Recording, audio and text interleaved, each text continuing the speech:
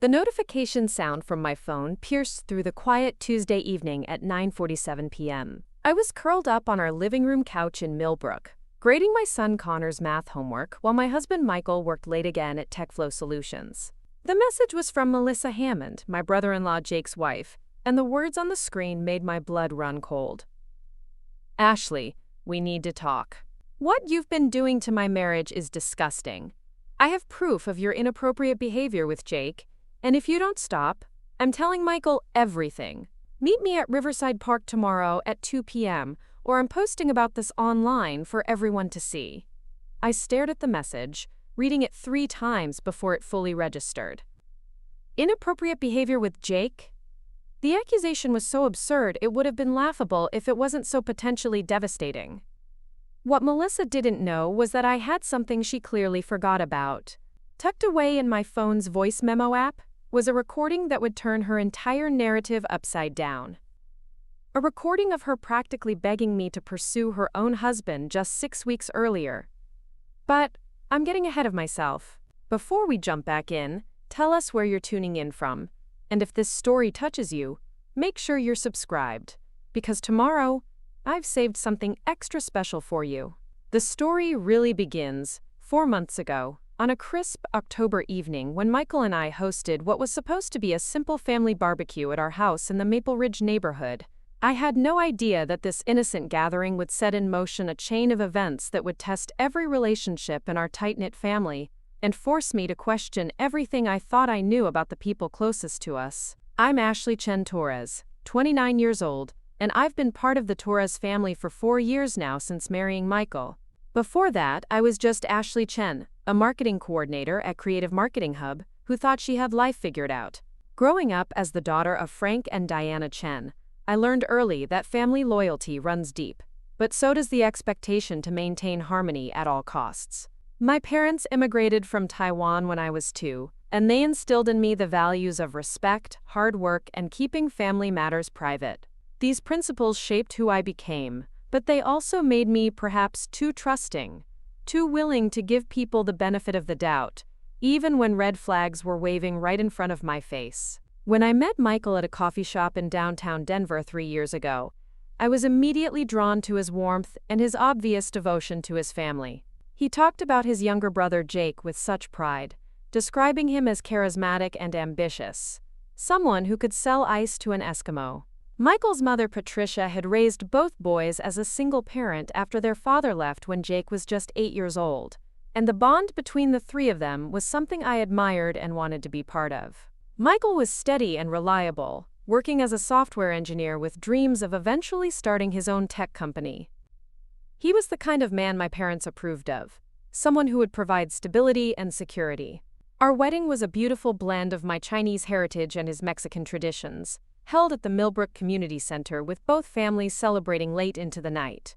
Jake served as Michael's best man, charming everyone with his toast about how Michael had finally found someone who could keep up with his terrible dad jokes. Even then, I noticed how Jake had a way of commanding attention, how conversations seemed to revolve around him wherever he went. But I saw it as confidence, as the natural charisma Michael had described. I had no reason to think it was anything more complicated than that. Jake Torres is 27, 3 years younger than Michael, but somehow always seemed like the older brother in their dynamic. Where Michael is methodical and cautious, Jake is impulsive and bold. He got into real estate right out of college, drawn by the potential for high earnings and the flexibility of being his own boss. For the first few years, it worked well for him. He had a natural talent for connecting with clients, for making them feel like he was personally invested in finding them their dream home. He drove a sleek black BMW, wore expensive suits, and always seemed to have exciting stories about big deals and satisfied customers. It was at one of Patricia's Sunday dinners, about 6 months after Michael and I got married, that Jake first brought Melissa around. She walked into Patricia's cozy house on Oak Street, like she was stepping onto a red carpet, her blonde hair perfectly styled, her outfit clearly chosen to make an impression. Melissa Hammond was 24 then, already building what she called her personal brand on social media. She had started an Instagram account focused on lifestyle content, posting carefully curated photos of her morning routines, her workout sessions, her beautifully plated meals. At the time, she had about 15,000 followers, but she talked about her goals like she was already a major influencer. I remember thinking she was beautiful, but perhaps a little too polished for a casual family dinner. Everything about her seemed calculated, from the way she complimented Patricia's cooking while mentioning her own strict dietary restrictions, to how she positioned herself for photos throughout the evening. But Jake was clearly smitten, and who was I to judge? Michael and I had our own way of being together that might seem odd to outsiders. I tried to be welcoming, asking her about her interests and her work, genuinely wanting to connect with someone who might become my sister-in-law. Melissa and Jake's relationship moved quickly. Within 6 months, they were living together in a trendy downtown loft that cost more than Michael and I paid for our mortgage. Jake insisted he could afford it, that his real estate commissions were covering the high rent easily. Melissa's social media following continued to grow, and she started landing small sponsorship deals with local businesses. She would post about her favorite restaurants, beauty products, workout gear, always with the hashtag Millbrook lifestyle. To outsiders, they looked like the perfect young couple living their best life. The first cracks in their facade began to show about a year after they moved in together. Michael started mentioning that Jake seemed stressed, that he was working longer hours and seemed more irritable during family gatherings. The real estate market had become more competitive, and Jake was struggling to close deals like he used to. But instead of cutting back on expenses, he and Melissa seemed to be spending more. Melissa's social media presence demanded a certain lifestyle, and maintaining that image apparently required constant investment in new clothes, trendy restaurants, and expensive experiences to photograph and share. It was around this time that I started noticing changes in how Melissa interacted with our family. During Sunday dinners, she would make subtle comments about our neighborhood, asking when Michael and I might consider upgrading to something more central like their loft. She would compliment my outfits, but always with a suggestion for how I could elevate my look. When I announced that Michael and I were trying for a baby, she immediately launched into advice about maintaining my figure during pregnancy and how important it would be to document the journey for social media, even though I had never expressed any interest in sharing my personal life online. Connor was born on a snowy February morning, and holding my son for the first time was the most overwhelming joy I had ever experienced. Michael cried when the nurse placed Connor in his arms, and even Patricia, who I had never seen show much emotion, had tears in her eyes. Jake and Melissa visited us in the hospital, bringing an elaborate bouquet of flowers and a gift basket filled with expensive baby items. Melissa immediately started taking photos, posting about her gorgeous new nephew, and how excited she was to be an aunt. But there was something performative about her enthusiasm that left me feeling uneasy. The first few months of Connor's life were a blur of sleepless nights, diaper changes, and the steep learning curve of new parenthood.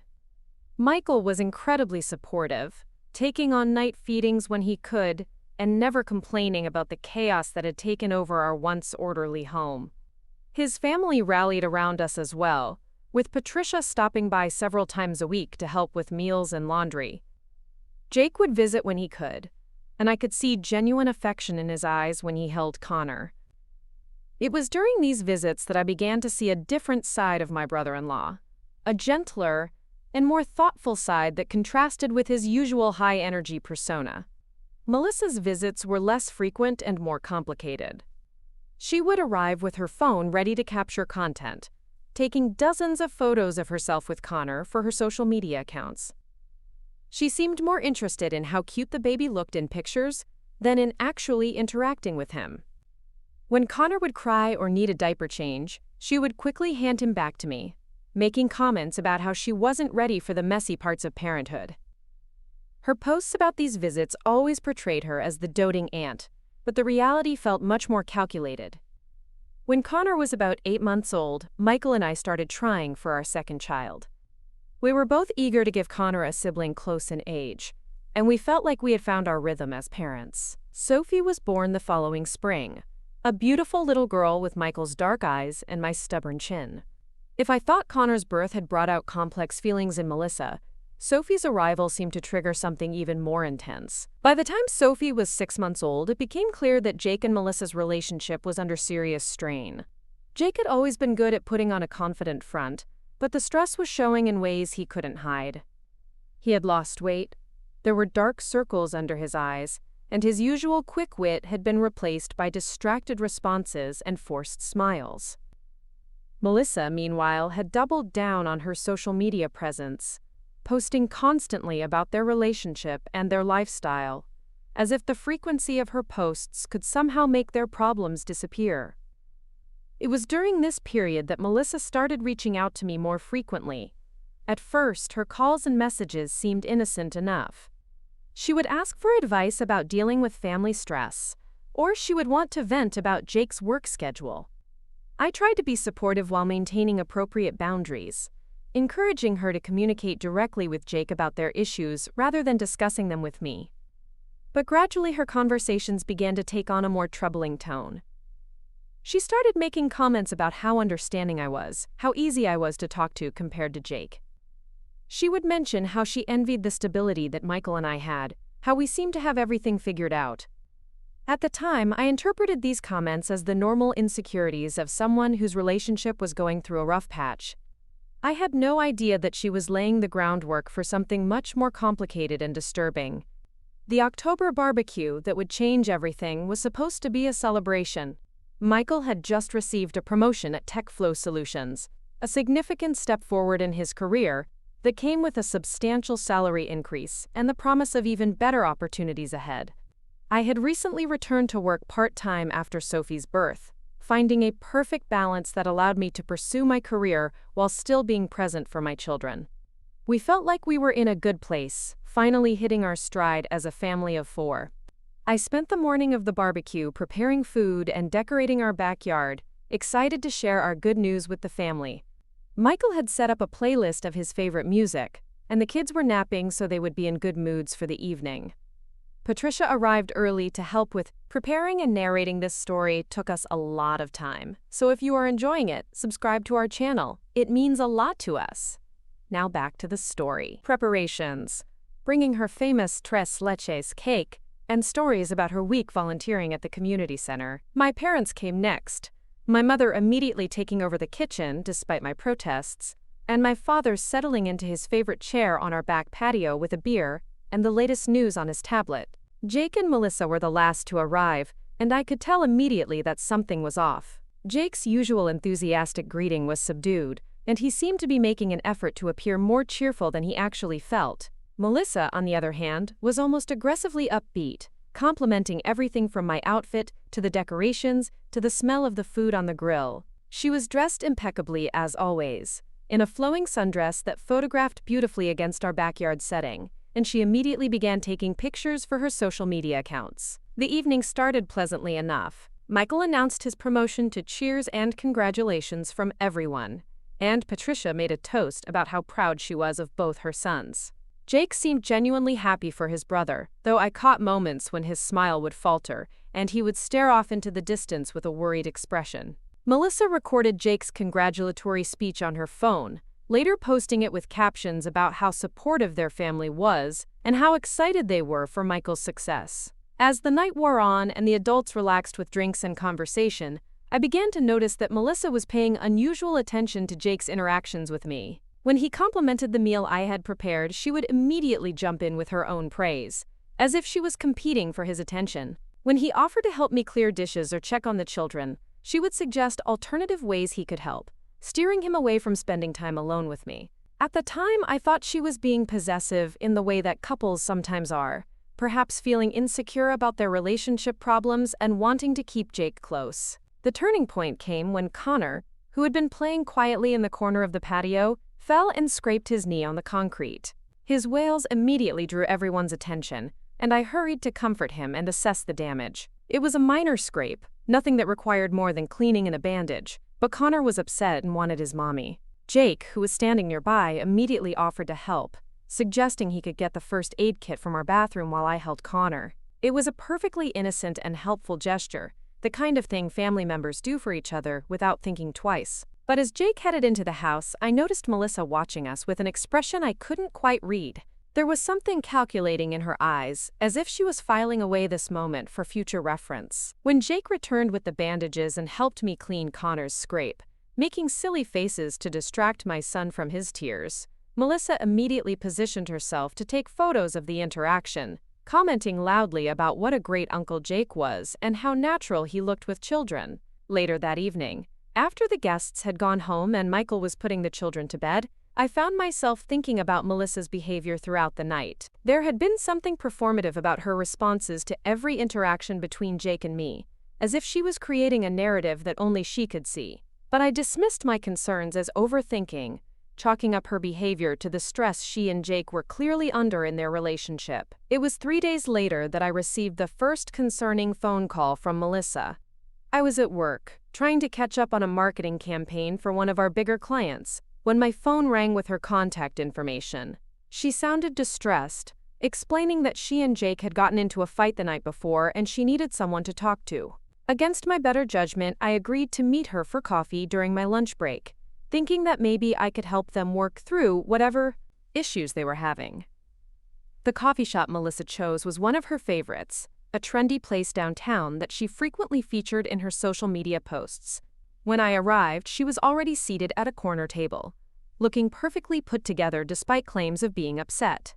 She had ordered for both of us, choosing drinks that she said would photograph well if she decided to post about our meeting. This immediately struck me as odd, but I tried to focus on being supportive rather than judgmental. Melissa's version of the fight with Jake was vague and confusing. According to her, they had argued about money, about his work stress, about their future plans, but she couldn't seem to provide specific details about what had actually been said. Instead, she kept steering the conversation toward how frustrated she was with Jake's inability to communicate, how she felt like he didn't understand her needs, how she sometimes wondered if they were truly compatible. What made me most uncomfortable was how often she brought up Michael and me as examples of what a relationship should look like. She talked about how she envied our stability, our communication, our obvious happiness together. She made comments about how lucky I was to have a partner who was so attentive and reliable, and how she wished Jake could be more like Michael. At the time, I tried to redirect the conversation, explaining that every relationship has its challenges, and that comparing relationships rarely leads to anything productive. But then Melissa said something that should have been a massive red flag, though I didn't recognize it as such at the time. She mentioned how much she had enjoyed watching Jake interact with Connor at the barbecue, how natural and caring he had seemed. She said it made her think about what kind of father he might be someday, but also made her realize how much she valued having him in our family's life. The way she phrased it was strange, as if she was testing my reaction to the idea of Jake being more involved in our family dynamics. I tried to keep the conversation brief and supportive, encouraging her to have an honest conversation with Jake about their concerns, and perhaps consider couples counseling if they were struggling to communicate effectively.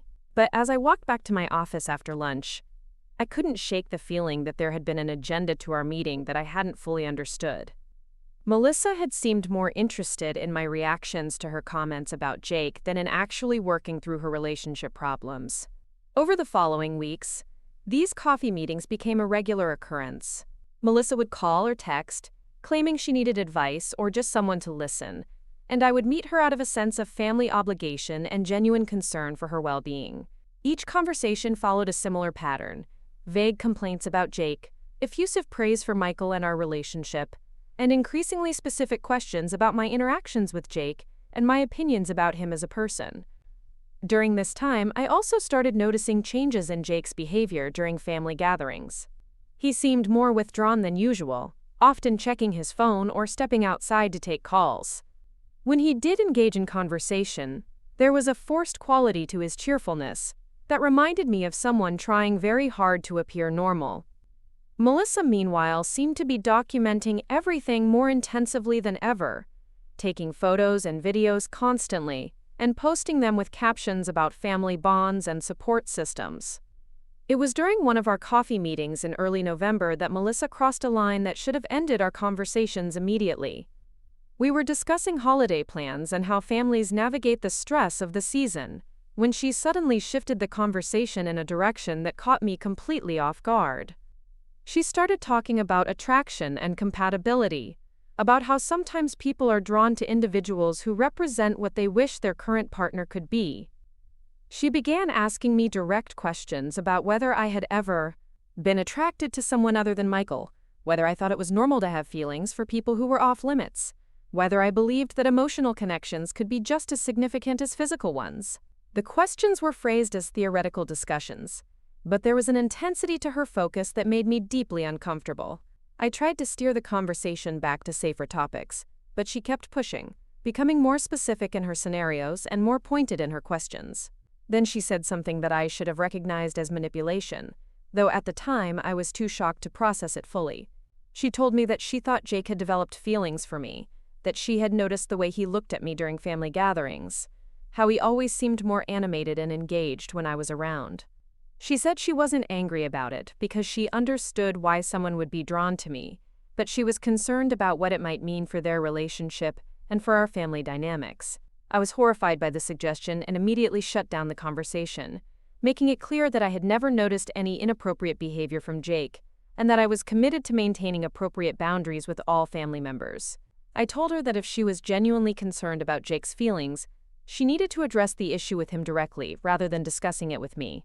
But even as I said this, I couldn't help but feel like I was being manipulated in some way, though I couldn't quite identify how or why. It was that evening, after an uncomfortable and confusing coffee meeting, that I made a decision that would prove to be crucial weeks later. I started recording our conversations. I had been feeling increasingly uneasy about Melissa's questions and comments, and something told me I might need to protect myself if the situation escalated. Using the voice memo app on my phone, I began discreetly recording our meetings, telling myself it was just a precaution and that I would delete the files once whatever was happening between Jake and Melissa resolved itself. The recording that would later become so important was made during our meeting 2 weeks before Thanksgiving. Melissa had called me that morning, sounding more distressed than usual, claiming that she and Jake had reached a crisis point in their relationship and she desperately needed to talk to someone who would understand. Against my better judgment, I agreed to meet her at the same coffee shop where we had been having our previous conversations. This time, Melissa's agenda became crystal clear. She spent the first few minutes talking about how unhappy she had become in her relationship with Jake, how she felt like they had grown apart and no longer wanted the same things. But then she began talking about me in a way that made my skin crawl.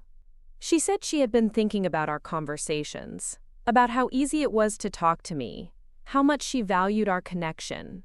Then she said the words that I never could have anticipated, words that I'm grateful I have recorded because no one would have believed them otherwise. She told me that she thought Jake and I would be perfect for each other, that she had been watching us interact and could see a natural compatibility that she and Jake had never shared. She said she had been thinking about this for weeks, and she believed that everyone would be happier if Jake and I could explore our connection while she stepped back from the relationship. I was so shocked by this suggestion that I initially thought I had misunderstood her meaning. But she continued, becoming more explicit in her proposal. She suggested that I could spend more time with Jake, perhaps meet him for coffee or lunch to see if there was genuine attraction between us.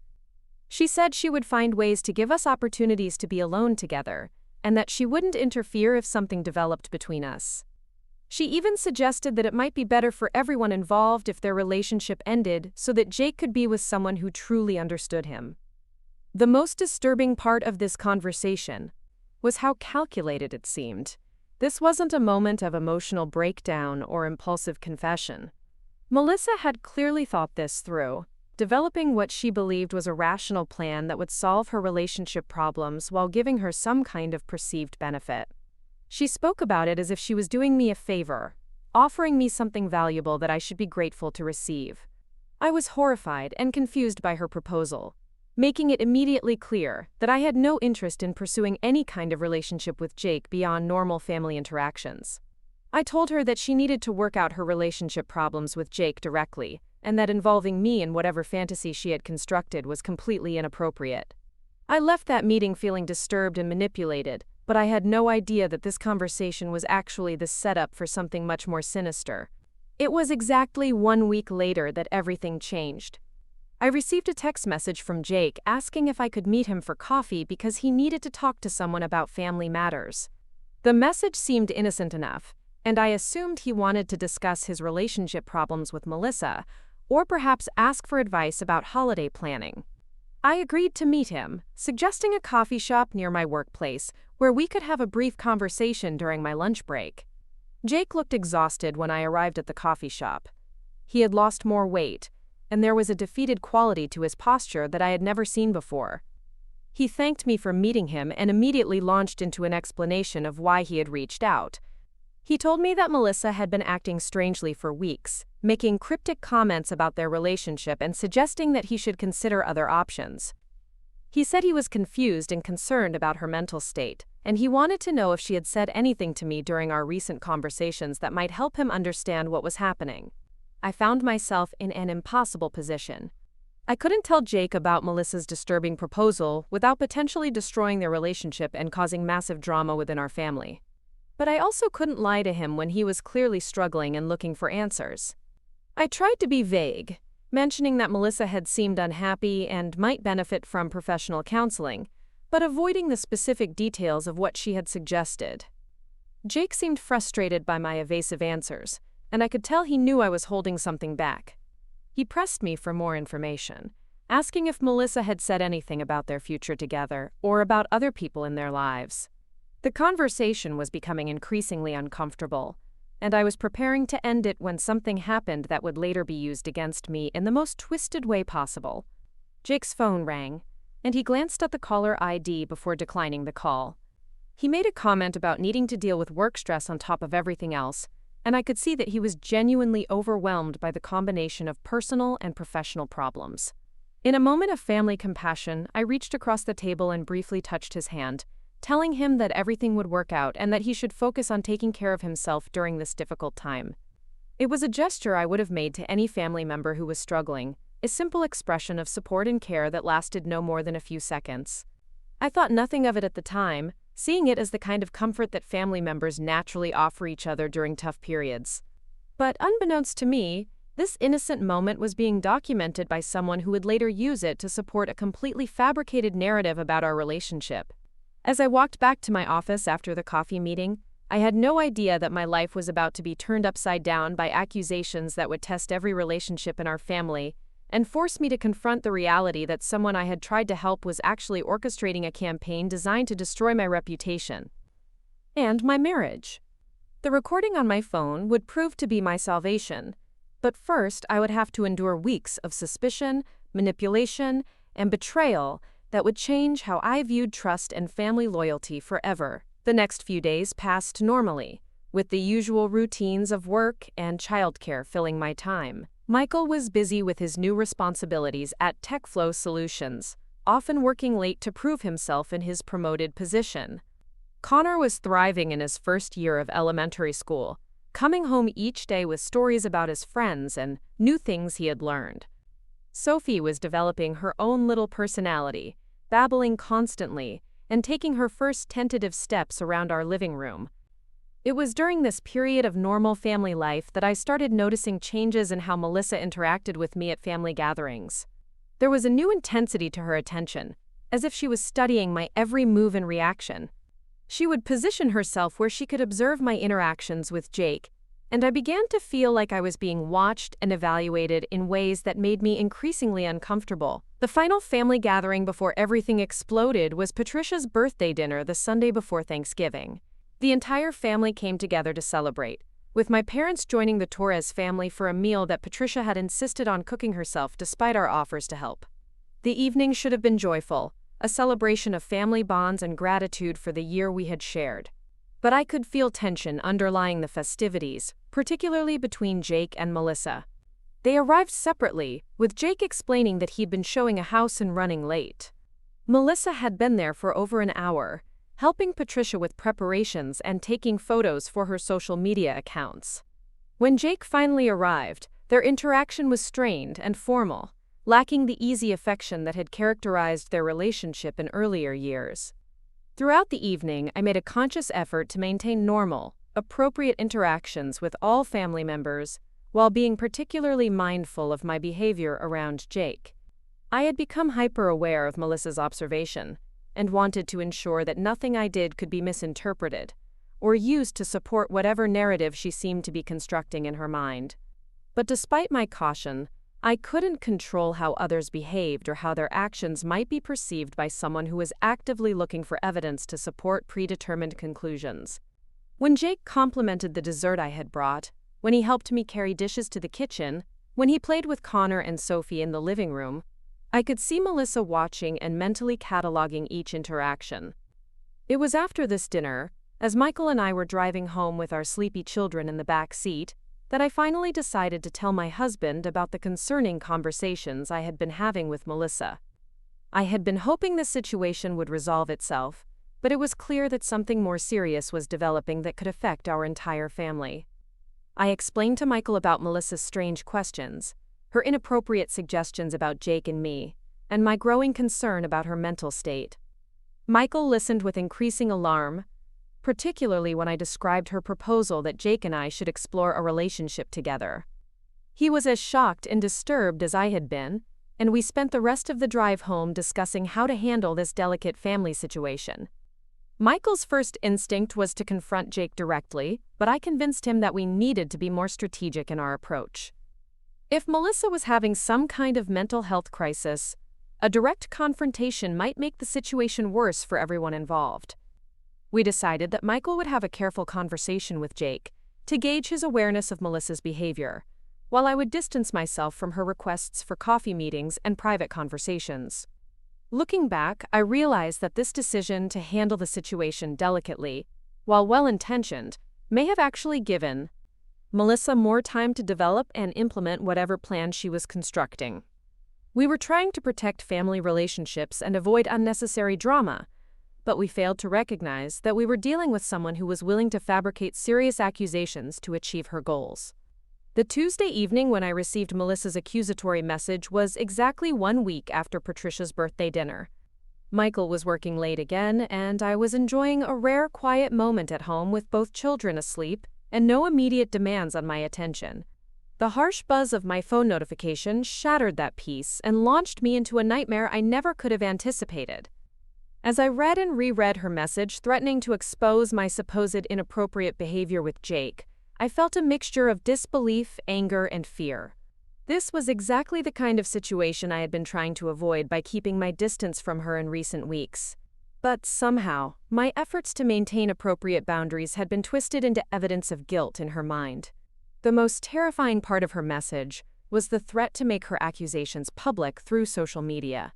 Melissa had built a substantial following in our local community, and she had demonstrated her willingness to share personal details of her life online.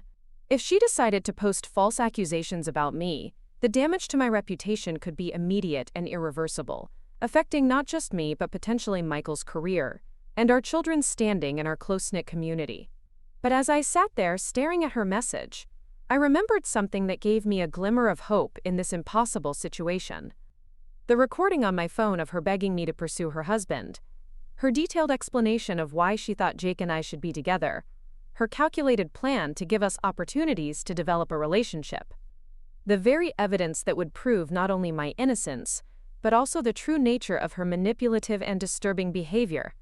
Tomorrow I would have to face her accusations, but tonight I would prepare my defense.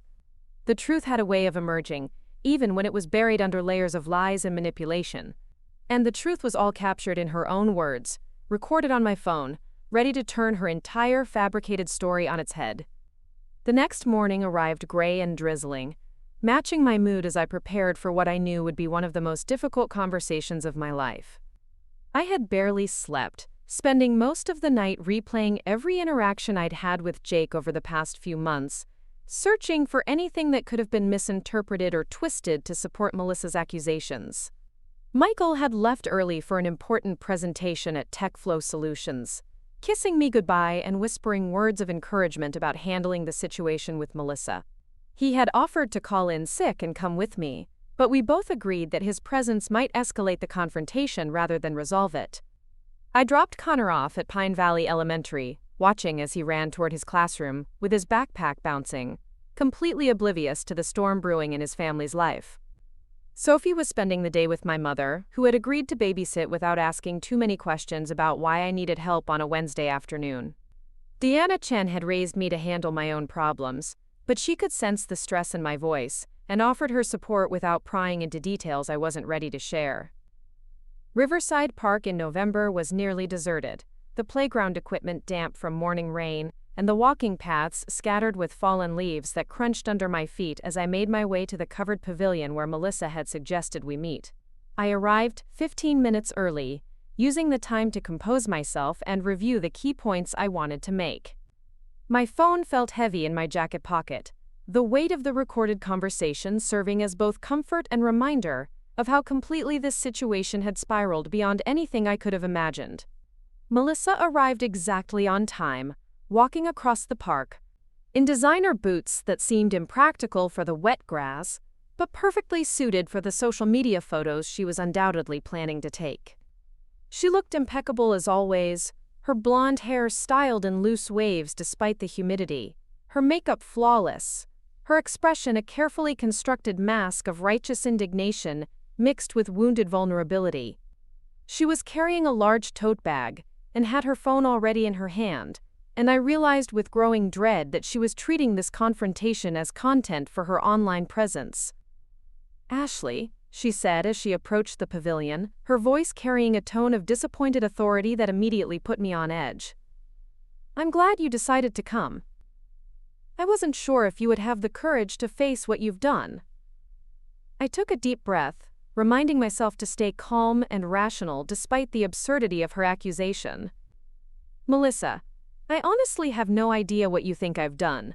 Your message last night was completely confusing to me. Can you please explain what this is about?" She set her tote bag on the picnic table between us and pulled out what appeared to be a folder filled with printed papers. "Don't insult my intelligence by pretending you don't know exactly what this is about. I have evidence, Ashley. Photographs, screenshots of messages, documentation of your inappropriate behavior with my husband." My heart began racing as she opened the folder and spread several printed photos across the table. They were pictures from various family gatherings over the past few months, but they had been cropped and selected to create a narrative that bore no resemblance to the innocent interactions they actually depicted. There was the photo of Jake helping me with Connor's scraped knee at our barbecue, cropped to focus on our proximity and his gentle expression as he worked with the bandage. Another showed us talking at Patricia's birthday dinner, the angle making it appear intimate despite the fact that we had been discussing his work stress in a room full of family members. Most disturbing was a photo that had clearly been taken without my knowledge during my coffee meeting with Jake the previous week. It showed the moment when I had briefly touched his hand in a gesture of family support, but from the angle it was captured, it looked deliberately romantic and secretive. The timestamp on the photo revealed that someone had been watching us, waiting for a moment that could be misinterpreted and documented. "These photos prove nothing except normal family interactions," I said, though I could feel my voice shaking slightly as I realized how thoroughly I had been surveilled and manipulated. "Jake is my brother-in-law, Melissa. Of course we interact at family gatherings. Of course I would offer support when he's going through a difficult time." Melissa laughed, a sound devoid of any genuine humor. "Normal family interactions don't require secret coffee meetings, Ashley. Normal family interactions don't involve touching someone else's husband when you think no one is watching. Normal family interactions don't include the kind of intimate conversations you've been having with Jake for weeks." I stared at her in amazement, trying to process the complete reversal of reality she was presenting. "Melissa, you were the one who encouraged me to spend time with Jake. You literally told me that you thought we would be perfect together. You suggested that I should explore a relationship with him while you stepped back from your marriage." Her expression shifted to one of shocked innocence, her eyes widening as if my words were the most outrageous thing she had ever heard. "I never said any such thing. Ashley, I think you may be having some kind of breakdown. The idea that I would encourage my own husband to have an affair is absolutely insane." The gaslighting was so complete and delivered with such convincing sincerity that for a moment I questioned my own memory of our conversations. But then I remembered the recording on my phone, the clear documentation of her exact words, and I felt a surge of confidence that this nightmare had an end.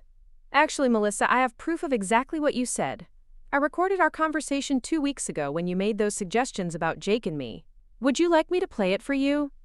The change in her demeanor was instantaneous and dramatic. The mask of wounded innocence disappeared, replaced by a cold calculation that I had never seen from her before. Her perfectly manicured hand moved to her phone, and I realized she was preparing to record our current conversation, probably planning to edit my words to support whatever narrative she intended to create. If you have some kind of recording, it's probably doctored or taken out of context, she said. But there was uncertainty in her voice now. People can manipulate audio files to say anything they want. It wouldn't prove anything except that you're desperate enough to fabricate evidence. I pulled out my phone and opened the voice memo app, finding the file from our November meeting. Let's let your own words speak for themselves, shall we? As I pressed play, Melissa's voice filled the quiet pavilion, crystal clear and unmistakably hers. I think Jake and you would be perfect for each other. I've been watching you interact, and I can see a natural compatibility that Jake and I have never shared. I've been thinking about this for weeks, and I believe everyone would be happier if Jake and you could explore your connection while I step back from the relationship. The recording continued for several more minutes, capturing her detailed explanation of how she envisioned facilitating a relationship between Jake and me, her suggestions for creating opportunities for us to be alone together, and her reassurances that she wouldn't interfere if something developed between us. Her voice on the recording was calm and calculated, leaving no room for misinterpretation about her intentions or mental state at the time. Melissa's face had gone pale as she listened to her own words, but as the recording ended, she quickly regrouped and launched into a new strategy. That conversation was taken completely out of context. I was having a mental health crisis that day, and you took advantage of my vulnerable state to manipulate me into saying things I didn't mean. Any reasonable person would have recognized that I wasn't thinking clearly and would have tried to help me rather than recording me for their own protection. The victim blaming was breathtaking in its audacity, but I could see that she was scrambling now, trying to find a way to explain away evidence that completely contradicted her accusations against me. Melissa, if you were having a mental health crisis, then you need professional help, not revenge fantasies against family members. Nothing you're saying makes any sense. She stood up abruptly, gathering her photos and folder with sharp, angry movements. You think you're so smart, don't you? You think because you have some recording that you can just dismiss what I know about your behavior with Jake. But I have more evidence than just these photos, Ashley. I have witnesses. I have documentation of your pattern of inappropriate behavior that goes back months. My stomach dropped as I realized that this confrontation was not the end of her campaign against me, but possibly just the beginning. What witnesses? What documentation? Melissa, you're making things up because you know your accusations are false. Patricia saw how you were acting at her birthday dinner. She mentioned to me how concerned she was about the way you were paying attention to Jake, how you seemed to be competing with me for his affection. And my friend Sarah was at the coffee shop when you met with Jake last week. She saw how intimate you two looked, how you were touching him and leaning in close like you were sharing secrets. Each lie built on the previous one, creating a web of false testimony that could be difficult to disprove without forcing family members to choose sides in a conflict they didn't understand. I realized that Melissa had been planning this campaign for weeks, possibly months, carefully positioning herself to have explanations for any evidence that might contradict her story. You're lying about Patricia, and you know it, I said, though I felt a chill of fear about how convincing her story might sound to people who hadn't heard our recorded conversation. Patricia would never say anything like that about me, and she certainly wouldn't discuss private family matters with you behind my back. Melissa smiled, a cold expression that transformed her beautiful features into something almost predatory. People see what they want to see, Ashley. And what they're going to see is a pattern of behavior from you that shows you've been pursuing a married man while pretending to be a supportive family member. Your recording might confuse things temporarily, but it won't change the fundamental truth that everyone can observe with their own eyes. She slung her tote bag over her shoulder and pulled out her phone, opening what appeared to be her Instagram account. I'm giving you one last chance to admit what you've been doing and apologize publicly for your behavior. If you don't, I'm going to share the truth about your actions with our community. My followers trust me to be honest about my life, and they deserve to know when someone they've welcomed into their circle has been betraying that trust. The threat was clear and devastating. Melissa had cultivated an image as a trustworthy lifestyle influencer, someone who shared authentic moments from her life with transparency and vulnerability. If she posted accusations against me, complete with the manipulated photos and false witness accounts, the damage to my reputation would be immediate and potentially irreversible. People in our community who knew me only casually would likely believe her story, especially if it was presented with the polish and conviction she brought to all her social media content. Melissa, if you post false accusations about me, you'll be committing defamation. I have proof that your story is fabricated, and I won't hesitate to take legal action to protect myself and my family. She laughed again, the sound echoing off the pavilion walls. Legal action takes time, Ashley. Reputation damage happens instantly. By the time you could prove anything in court, everyone in Millbrook will know exactly what kind of person you really are. Your husband's career, your children's social standing, your family's reputation in this community, all of it will be destroyed because you couldn't keep your hands off someone else's husband. With that final threat, she turned and walked away, leaving me standing alone in the empty pavilion, with my phone still clutched in my hand and my mind racing through the implications of what had just occurred. This was no longer a simple family disagreement that could be resolved through honest conversation and mutual understanding. This was a calculated attack on my character and my family's well-being, orchestrated by someone who was willing to destroy multiple lives to achieve whatever twisted goals she had set for herself. I sat heavily on the damp picnic table bench, trying to process the complete reversal of reality I had just witnessed. The woman who had begged me to pursue her husband was now threatening to destroy my life for supposedly doing exactly what she had encouraged. The family member I had tried to support through her relationship difficulties was now positioning herself as the victim of my imaginary manipulations. The person who had seemed vulnerable and confused just weeks ago had revealed herself to be calculating and vindictive in ways I never could have anticipated. My phone buzzed with a text message, and my heart lurched as I saw Jake's name on the screen. "Can we talk? Melissa told me about your conversation at the park. I'm confused about what's happening and I need to understand." I stared at the message, realizing that Melissa had wasted no time in beginning the next phase of her campaign. Whatever story she had told Jake about our confrontation would undoubtedly be designed to support her narrative while making me appear guilty and manipulative. The careful web of lies she had constructed was already spreading through our family, and I would now have to defend myself against accusations that grew more elaborate with each telling.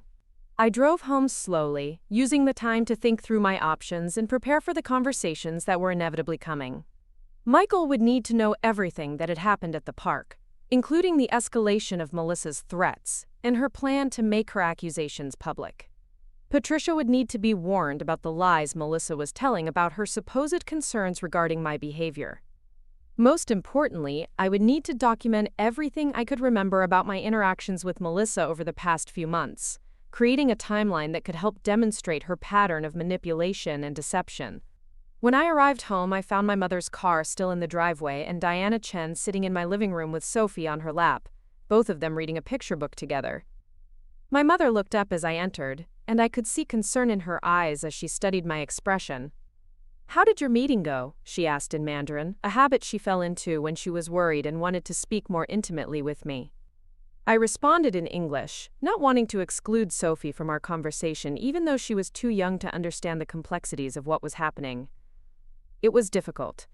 There are some family issues that are going to require careful handling over the next few weeks. My mother nodded, understanding that I couldn't discuss details in front of my daughter but recognizing the strain in my voice. Diana Chen had navigated her own share of complicated relationships during her years in America, and she had taught me the importance of maintaining dignity while protecting family interests. "Your father and I are here to help however we can. Sometimes these situations resolve themselves when people have time to think clearly." I hoped she was right, but as my phone continued to buzz with messages throughout the afternoon, I began to realize that this situation was likely to get much worse before it got better. Jake sent 3 more texts asking to meet, each one more urgent than the last. Patricia called and left a voicemail saying she wanted to discuss some concerning information she had received. Even my friend Rachel Kim sent a message asking if everything was okay because she had seen some weird social media activity that mentioned our family. By the time Michael arrived home from work, I had received a total of 15 messages from various family members and friends, all asking questions or expressing concern about different versions of whatever story Melissa was spreading. The web of confusion and misinformation was expanding rapidly, and I could see how easily the truth could be buried under layers of conflicting accounts and manufactured evidence. Michael found me in our kitchen, sitting at the counter with my phone and a notebook, trying to create a timeline of events that could help us navigate the storm that was building around our family. He took one look at my face and immediately came to wrap his arms around me, holding me close without asking any questions until I was ready to explain what had happened.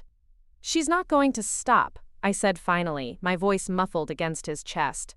"This isn't about jealousy or misunderstanding. She has a plan, and she's executing it systematically.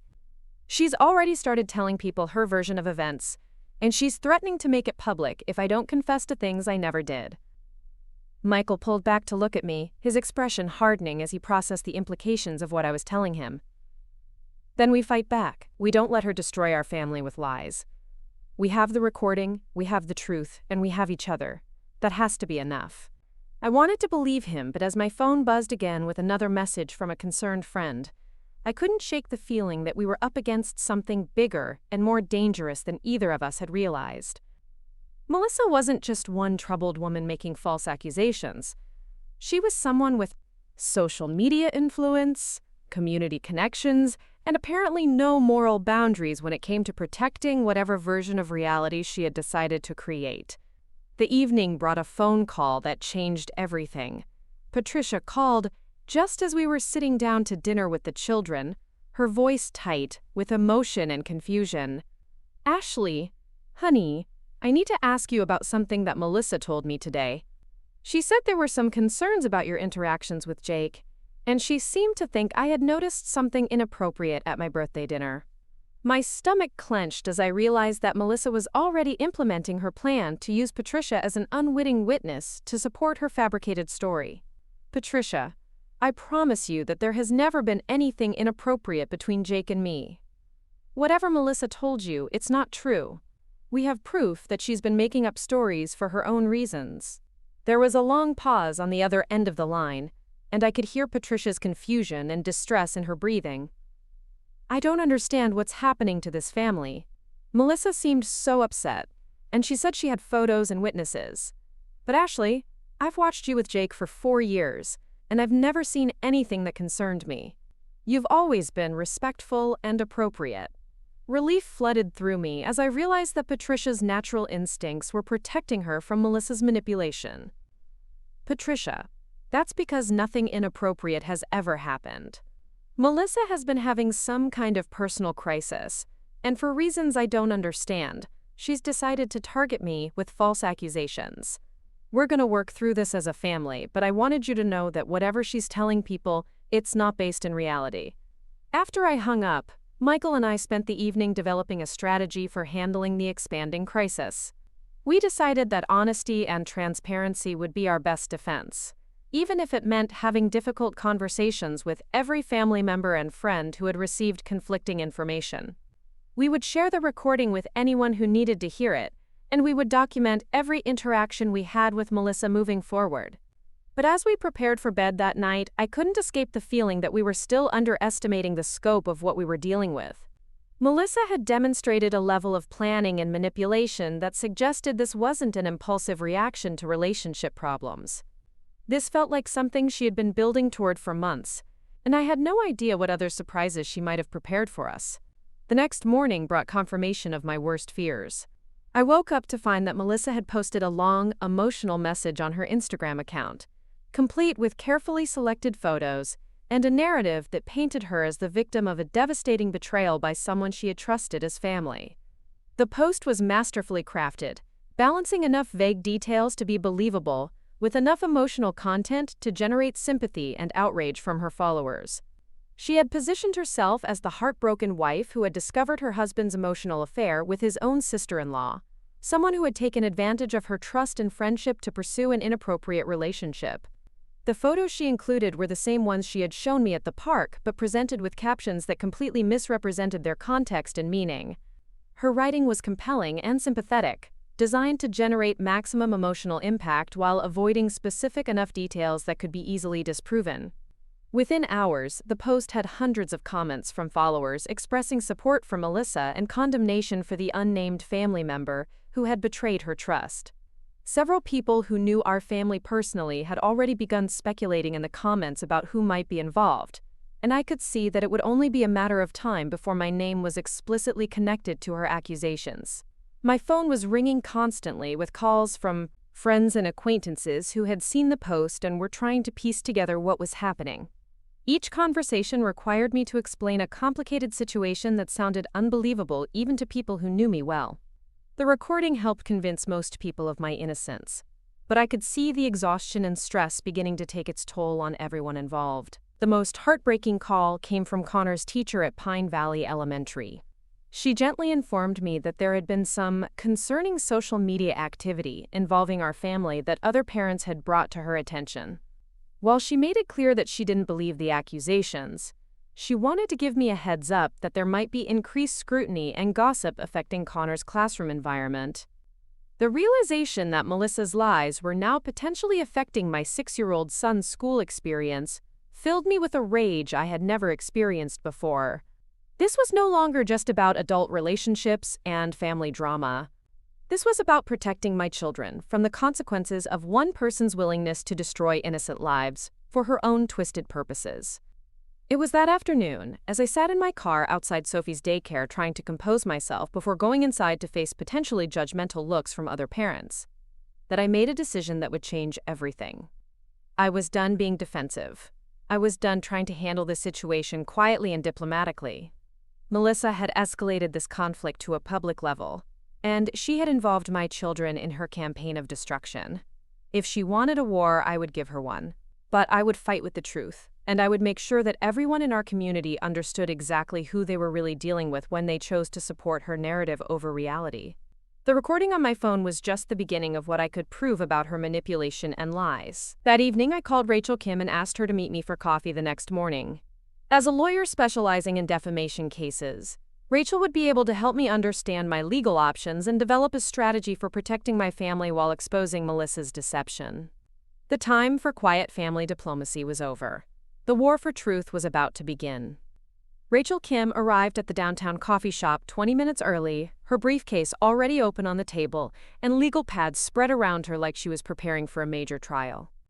I had known Rachel since college, where we had been roommates and study partners through countless late nights and stressful exams.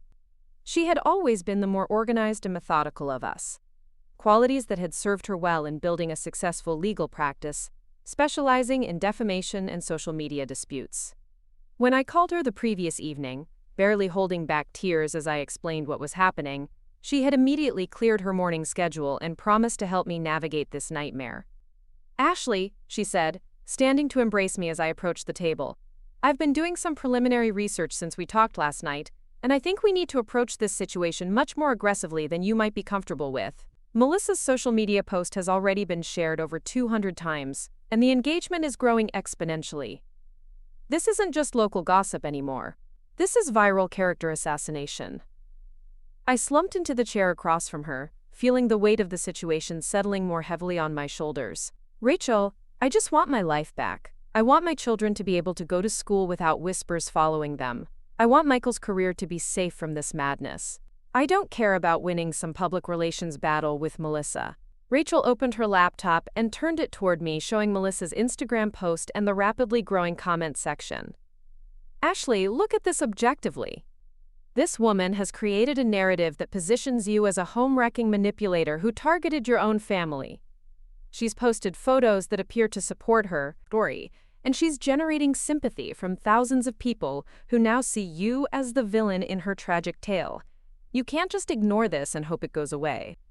I scrolled through the comments, each one feeling like a physical blow. Strangers were calling me terrible names, making assumptions about my character based entirely on Melissa's carefully crafted story. Several people had shared the post to other local social media groups, spreading the story throughout our community and beyond. Some commenters were already speculating about my identity, and I could see that it would be only a matter of hours before my name was definitively connected to the accusations. "What are my legal options?" I asked, closing the laptop because I couldn't bear to read any more of the vitriol being directed at me by people who had never met me. Rachel pulled out a thick folder and began laying out documents. "Defamation law in Colorado is complex, but we have several strong angles here. First, the recording you made proves that her core narrative is false. She can't claim you seduced her husband when she's on record encouraging you to do exactly that. Second, the manipulation of photographs to create false impressions of intimacy could constitute intentional infliction of emotional distress. Third, if her false statements cause damage to your professional reputation or Michael's career, we can pursue economic damages." She handed me a legal document that looked intimidating in its formal language and precise formatting.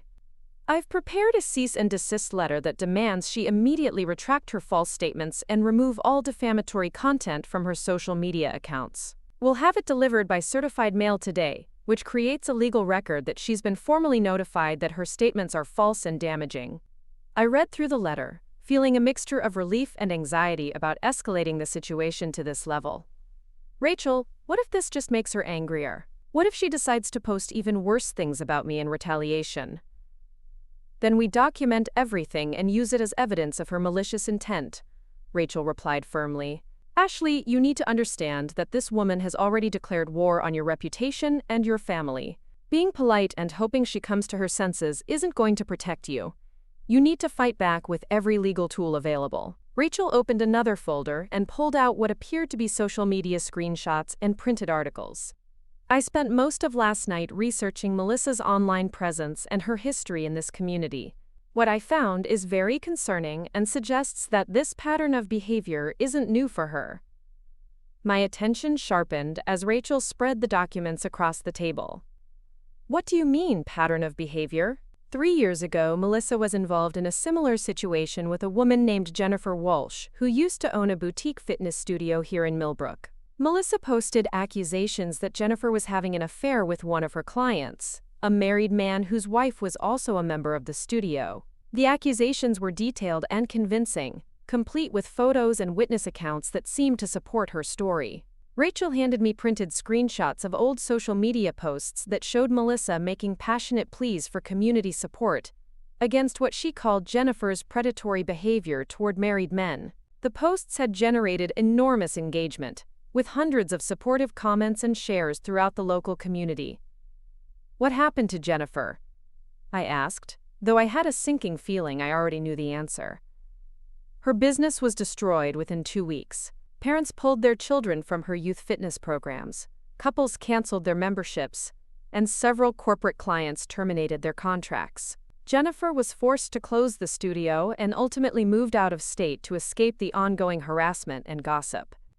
I stared at the documents, feeling sick as I realized the scope of what Melissa was capable of accomplishing. "Was there any truth to the accusations?" Rachel shook her head grimly.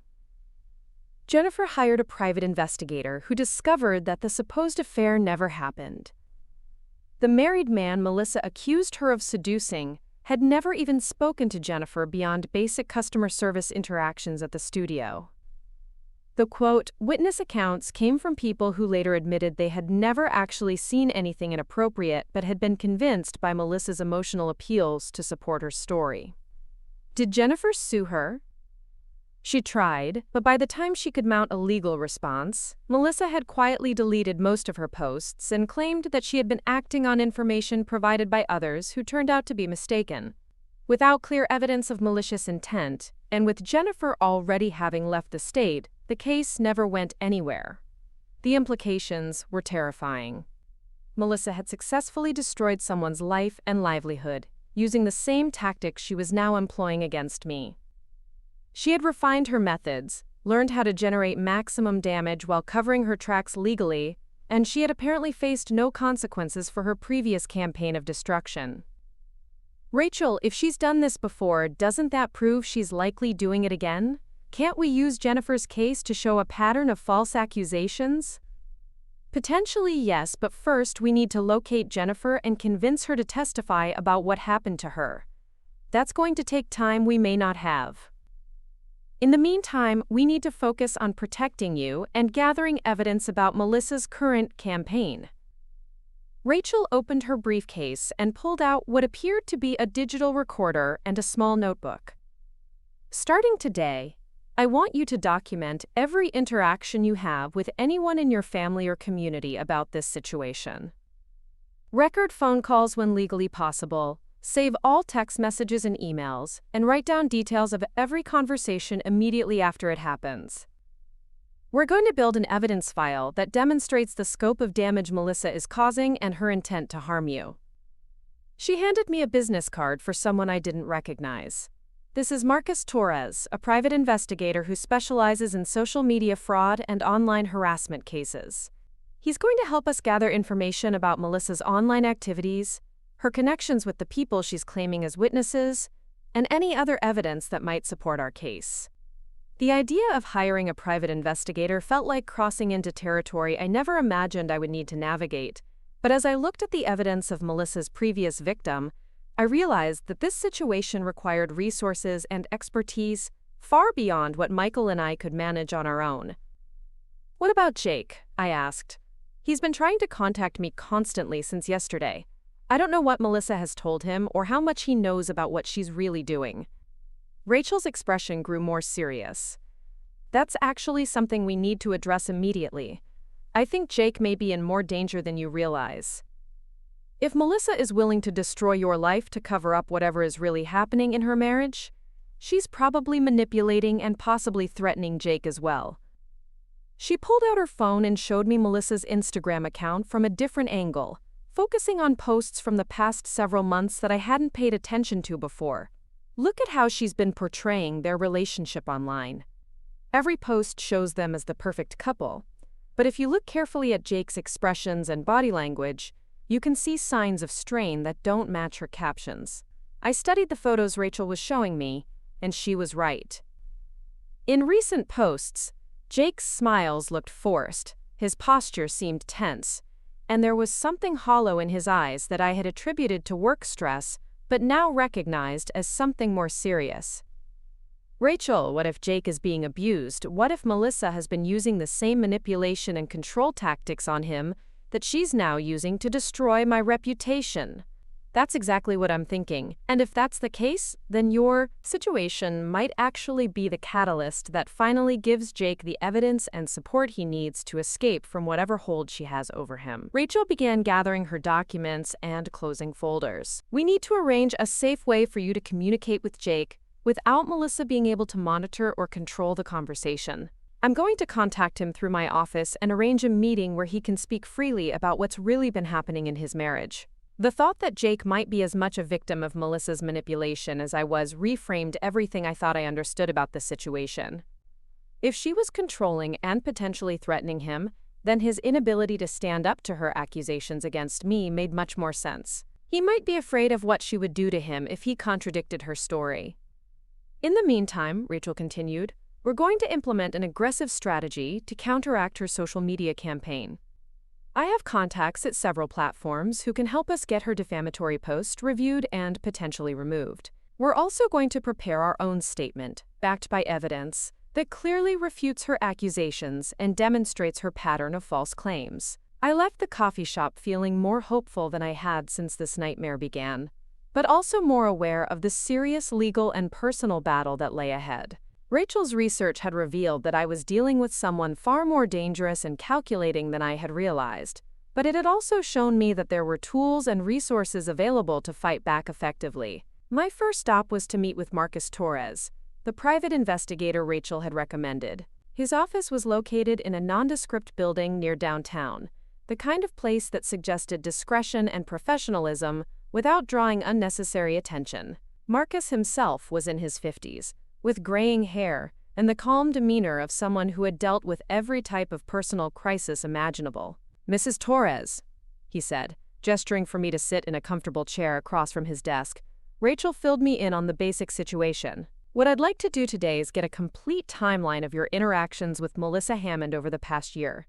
with particular attention to any behavior that seemed manipulative or controlling. For the next 2 hours, I walked Marcus through every conversation, every coffee meeting, every family gathering where Melissa had been present. He took detailed notes and asked probing questions that helped me recognize patterns I hadn't noticed while I was living through the experiences. Mrs. Torres, based on what you're telling me, I believe Melissa has been planning this campaign against you for several months.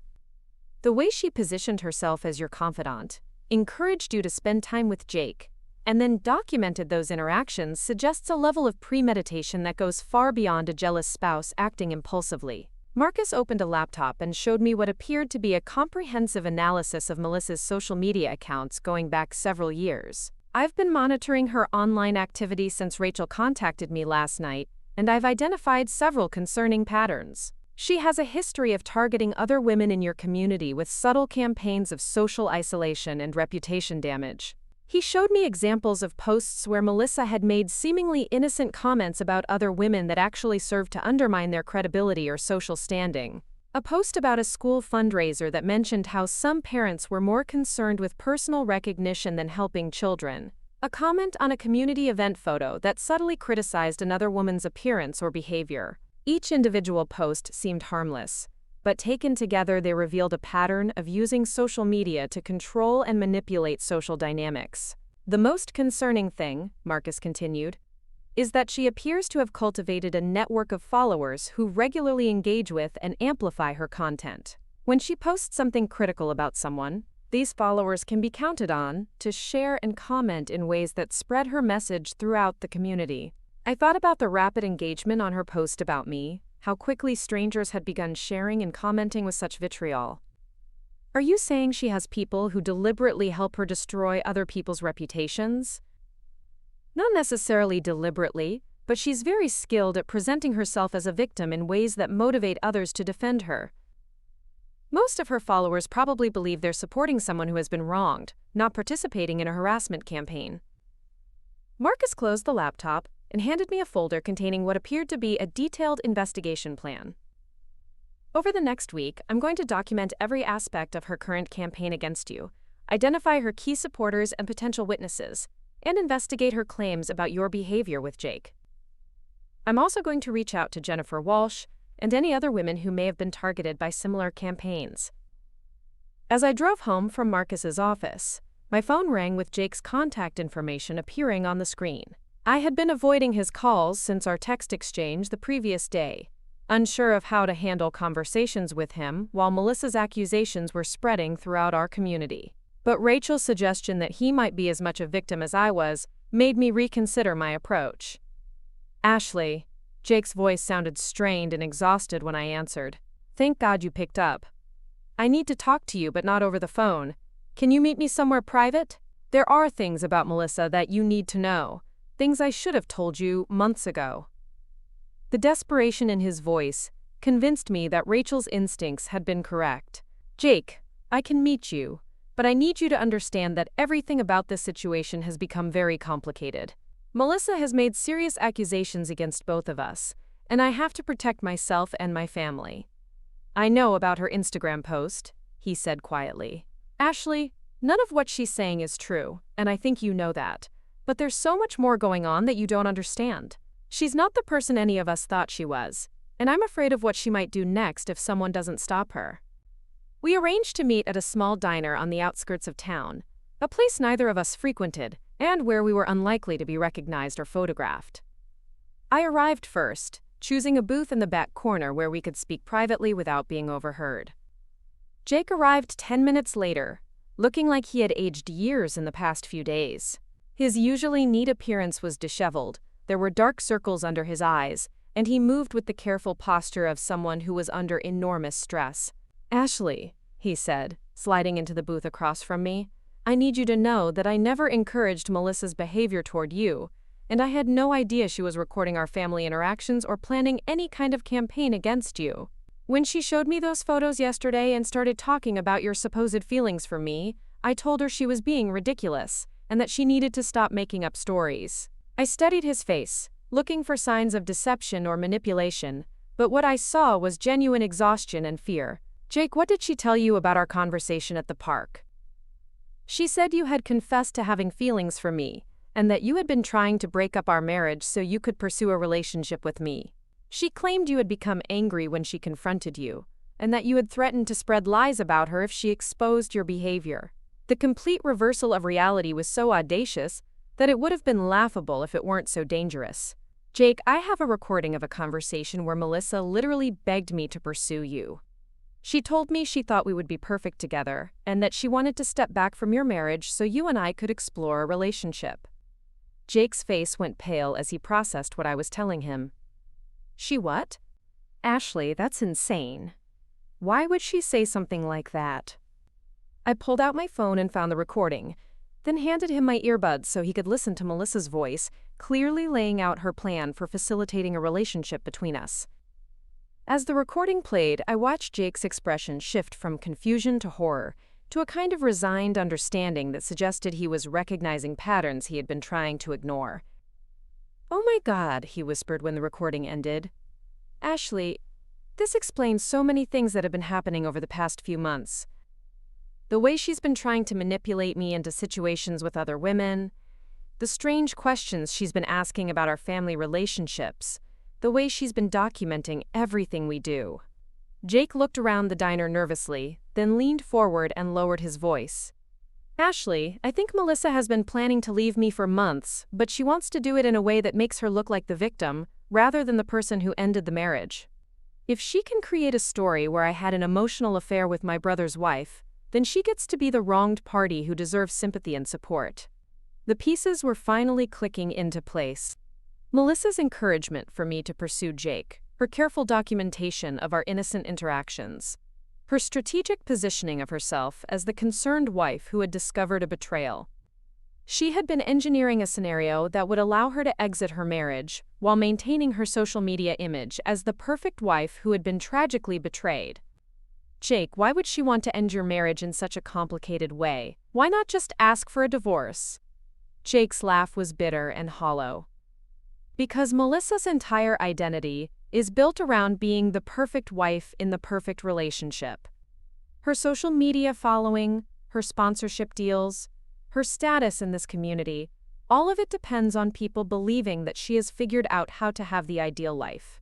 If she just asked for a divorce, she would have to admit that her perfect relationship was a lie." He pulled out his own phone and showed me screenshots of messages between him and Melissa over the past several weeks. "Look at these texts. She's been trying to get me to admit to having feelings for other women, asking leading questions about you and other family members, even suggesting that I should explore relationships outside our marriage." The messages were clearly designed to manipulate Jake into saying something that could later be used as evidence of infidelity or emotional affairs. Melissa had been laying groundwork for her victim narrative, while simultaneously trying to gather ammunition to support her accusations. "There's something else," Jake said, glancing around the diner again before continuing. "Melissa has been having an affair for the past 3 months, with someone she met through her social media work. She thinks I don't know, but I've seen the messages and I followed her to meetings that were clearly not business-related." The final piece of the puzzle fell into place.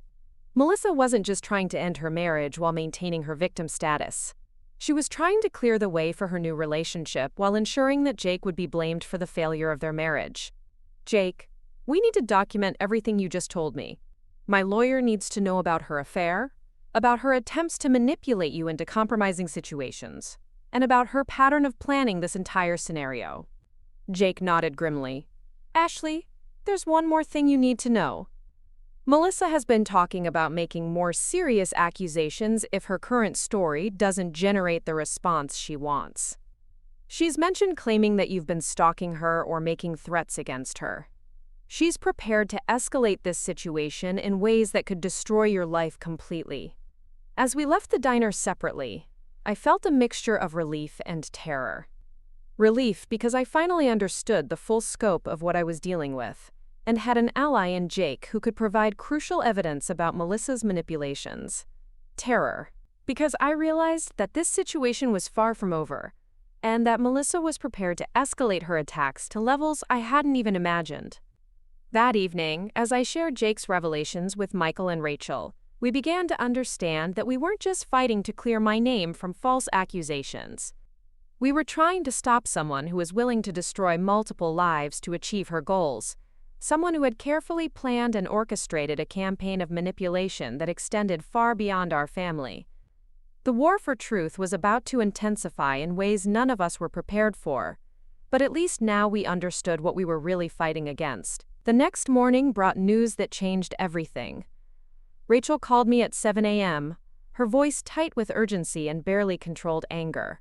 Marcus Torres had discovered something during his overnight investigation that demanded immediate action, and we needed to meet at her office within the hour to discuss our options. I arranged for my mother to watch the children again, giving her a vague explanation about legal meetings that I knew she didn't entirely believe, but was too polite to question.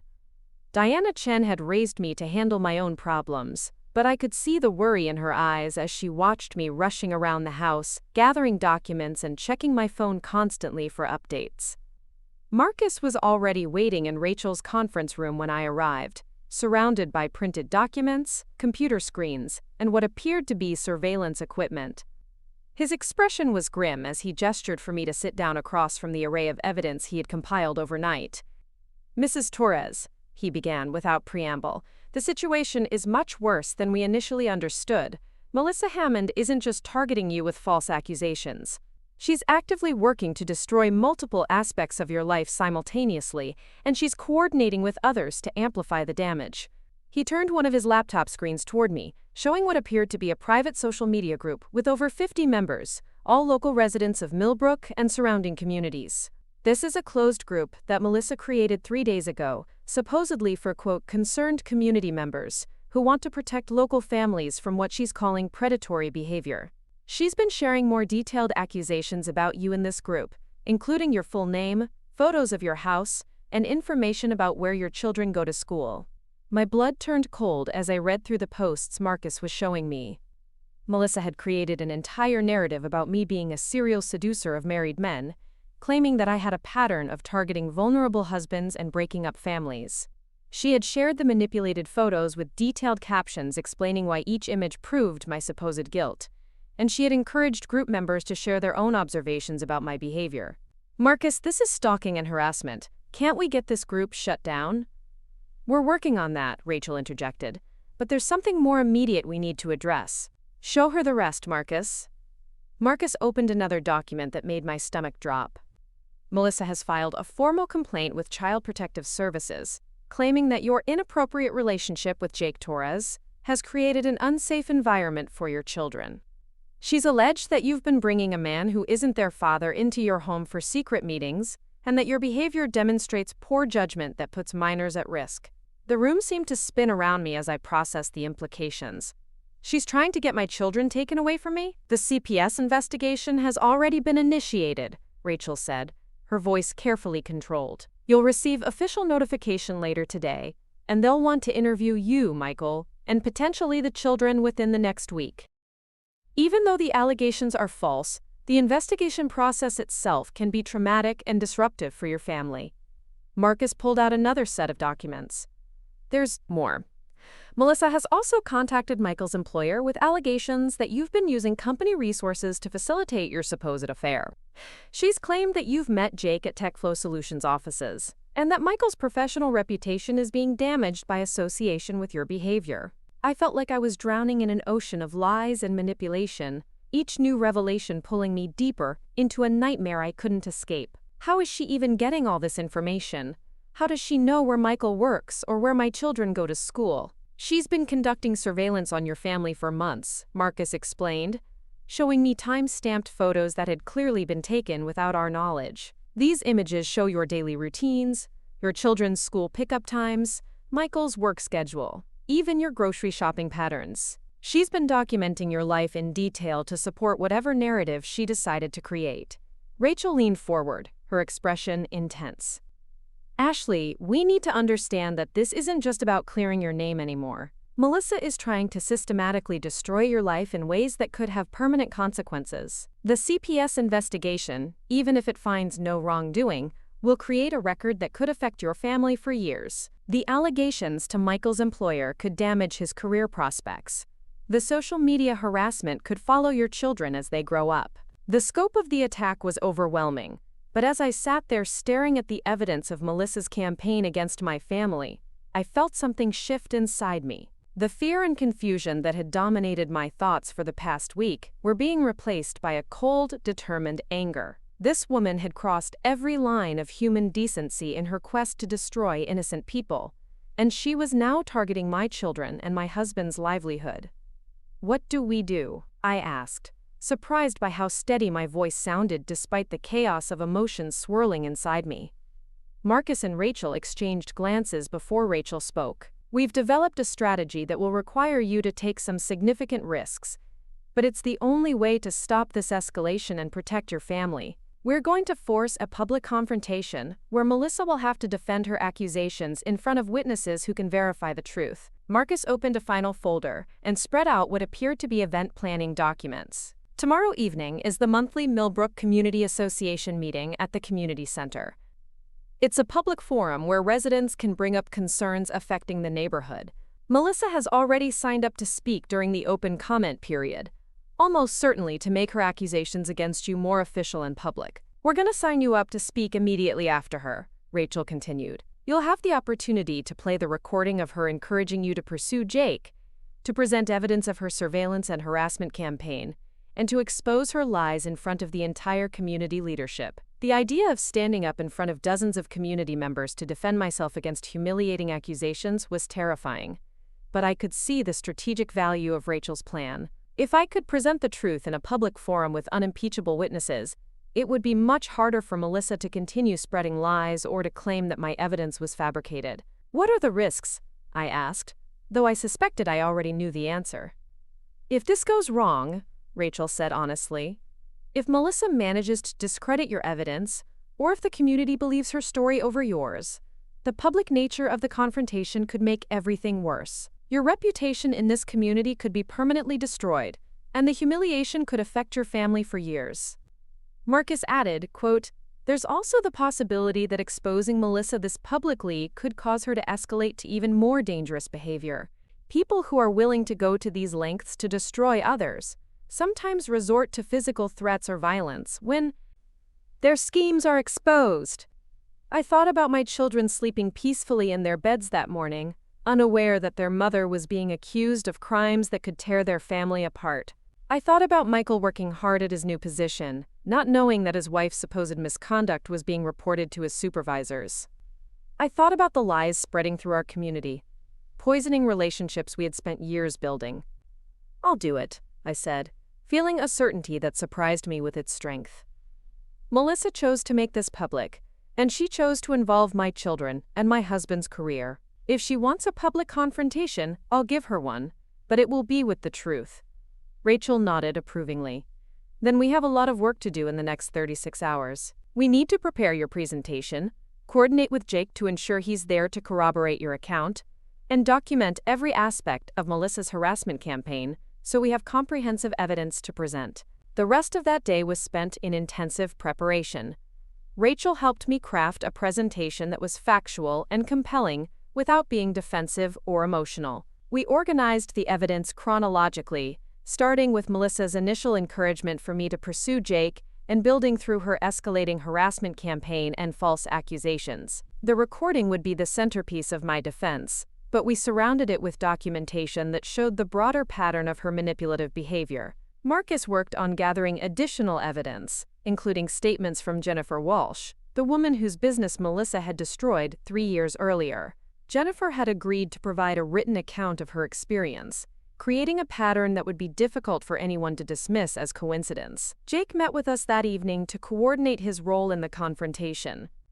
He looked exhausted but determined, carrying with him printed copies of the text messages where Melissa had tried to manipulate him into compromising situations. He had also brought financial records showing that Melissa had been hiding money and making preparations to leave their marriage, evidence that supported our theory about her true motivations. "Ashley," Jake said as we wrapped up our planning session, "I need you to know how sorry I am that my wife has put you and your family through this nightmare. I should have recognized what she was capable of months ago and warned you."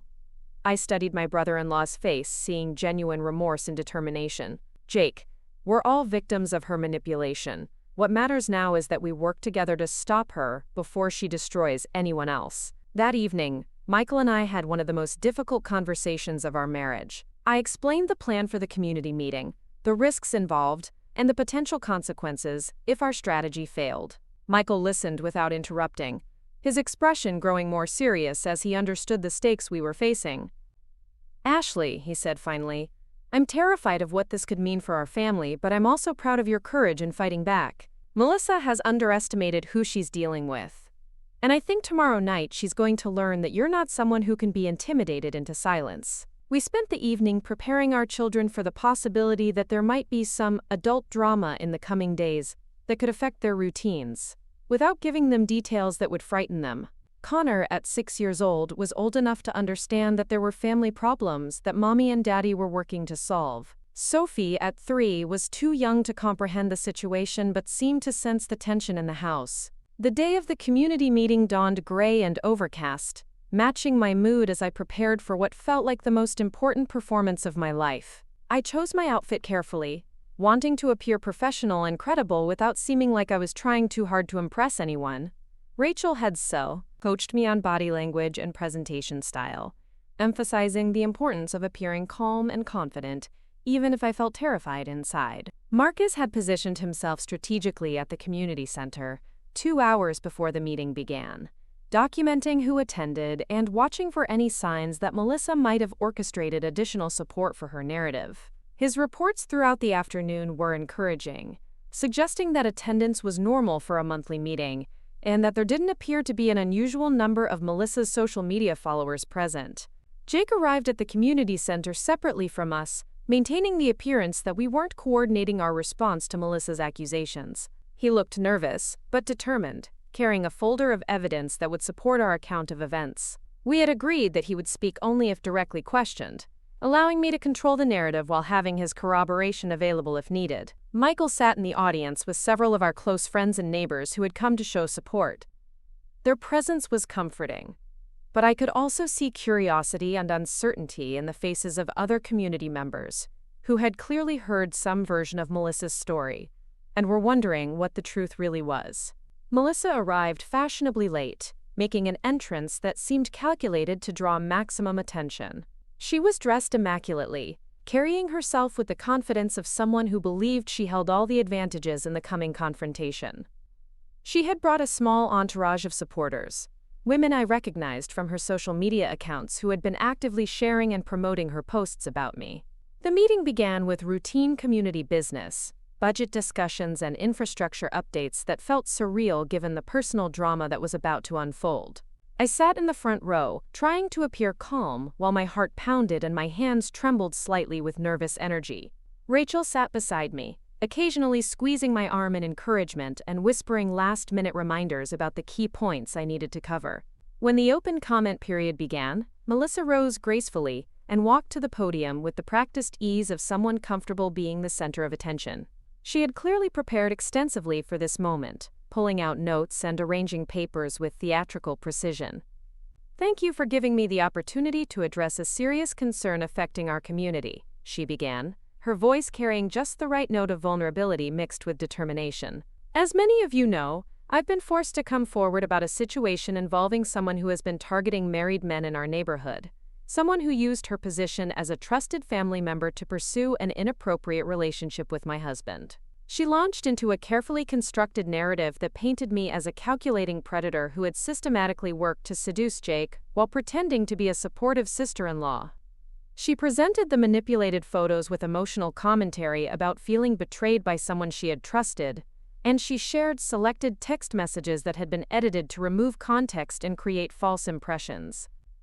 "The most painful part of this betrayal," Melissa continued, her voice breaking at precisely the right moment, "is that this person has children of her own, children who are being exposed to this inappropriate behavior.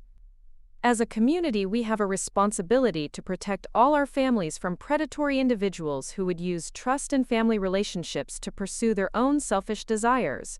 The performance was masterful, designed to generate maximum sympathy while positioning her as the heroic victim who was bravely speaking out to protect others. I could see several audience members nodding in apparent agreement, their expressions showing the kind of moral outrage that Melissa was clearly hoping to cultivate. When she finished speaking, there was a moment of charged silence before scattered applause from her supporters. Then the meeting moderator called my name, and I walked to the podium on legs that felt unsteady despite my determination to see this through. Thank you for the opportunity to respond to some very serious allegations that have been made against me, I began, my voice stronger than I had expected. What you've just heard is a carefully constructed lie designed to cover up the truth about who really initiated inappropriate conversations about my brother-in-law and me. I pulled out my phone and held it up so everyone in the room could see it. What I'm about to play for you is a recording of a conversation I had with Melissa Hammond just 3 weeks ago, where she explicitly encouraged me to pursue a romantic relationship with her husband while she stepped back from their marriage. The room went completely silent as I pressed play, and Melissa's voice filled the community center with crystal clarity. I think Jake and you would be perfect for each other. I've been watching you interact, and I can see a natural compatibility that Jake and I have never shared. I've been thinking about this for weeks, and I believe everyone would be happier if Jake and you could explore your connection while I step back from the relationship. The recording continued for several minutes, capturing her detailed explanations of how she envisioned facilitating a relationship between Jake and me, her casual discussion of ending her marriage, and her reassurances that she would actively help create opportunities for us to be alone together. Her voice was calm and calculating, leaving no room for interpretation about her intentions or mental state. As the recording played, I watched Melissa's face transform from confident smugness to shock to panic. She had clearly never considered the possibility that I might have documented our conversations, and the irrefutable evidence of her lies was unraveling her carefully constructed narrative in real time. When the recording ended, the silence in the room was deafening. Then voices began rising as audience members started talking among themselves, processing what they had just heard, and trying to reconcile it with the story Melissa had told just minutes earlier. That recording proves exactly what I've been trying to tell you, I continued, my voice growing stronger as I saw the impact of the evidence. Melissa Hammond has been systematically manipulating this situation from the beginning. She encouraged me to pursue her husband, documented our innocent family interactions to create false evidence of an affair, and then launched a harassment campaign designed to destroy my reputation and my family. I pulled out the folder of additional evidence Marcus and Rachel had helped me prepare. What you've heard tonight is just the beginning. Melissa has been stalking my family, taking photographs of our home and our children's schools, filing false reports with Child Protective Services, and spreading lies designed to damage my husband's career and our children's social standing. Melissa suddenly stood up, her composure completely shattered. "That recording is fake," she shouted, her voice high and desperate. "Anyone can manipulate audio files to say whatever they want. This is all fabricated evidence designed to make me look bad because Ashley knows she's been caught." But her protests only made her appear more guilty and desperate. The recording had been too clear, too detailed, and too consistent with other evidence for anyone to believe it had been fabricated. Several audience members were already pulling out their phones, presumably to check social media posts they had seen and shared, now understanding that they had been participating in a harassment campaign based on lies. Jake stood up from his seat in the audience. "Everything Ashley just told you is true," he said, his voice carrying across the now chaotic room. "My wife has been manipulating this situation for months, and she's been trying to manipulate me as well. I have text messages where she tried to get me to admit to having feelings for other women, and I have evidence that she's been having an affair while accusing Ashley of destroying our marriage." The revelation about Melissa's affair sent another shockwave through the room. Her supporters were beginning to look uncertain, whispering among themselves as they realized that the woman they had been defending might not be the victim she had portrayed herself to be. Melissa looked around the room wildly, seeming to realize that her carefully constructed campaign was collapsing around her. "This is all lies and manipulation," she screamed. "Jake is obviously choosing his family over the truth, and Ashley has convinced him to lie for her. None of you understand what's really been happening." But her increasingly hysterical protests only served to further discredit her story. The calm, vulnerable victim she had portrayed at the beginning of the meeting had been replaced by someone who appeared unhinged and desperate, someone who was clearly capable of the manipulation and deception I had described. The meeting moderator called for order, but the room was buzzing with conversations as people processed what they had witnessed. Several of Melissa's supporters had quietly gathered their things and left, apparently unwilling to continue associating themselves with her story, now that evidence of her lies had been presented. As the official meeting concluded and people began filing out, I was approached by numerous community members who wanted to apologize for believing Melissa's accusations or to express support for my family. The immediate public vindication was overwhelming, but I also realized that this confrontation was only the beginning of the healing process for my family and my reputation. Melissa had disappeared during the chaos following my presentation, apparently unable to face the continued questioning and scrutiny from community members who now understood the truth about her behavior.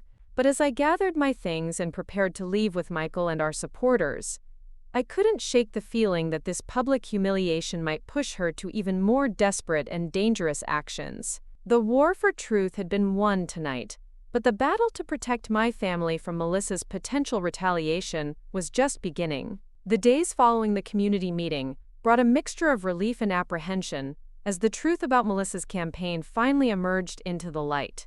Word spread quickly through Millbrook about what had transpired at the community center, and the recording of Melissa encouraging me to pursue Jake became the definitive evidence that completely dismantled her narrative of victimhood. Within 48 hours, Melissa's social media accounts had been flooded with comments from community members demanding explanations and apologies. Her Instagram following, which she had worked so hard to cultivate, began abandoning her in droves as people realized they had been manipulated into participating in a harassment campaign against an innocent family.